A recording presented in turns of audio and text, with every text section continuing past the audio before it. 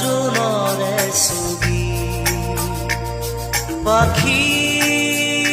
মেলি সপোনে আগছিলে জীৱন কোনোবা দূৰদী আকাশৰ নীলিমাতে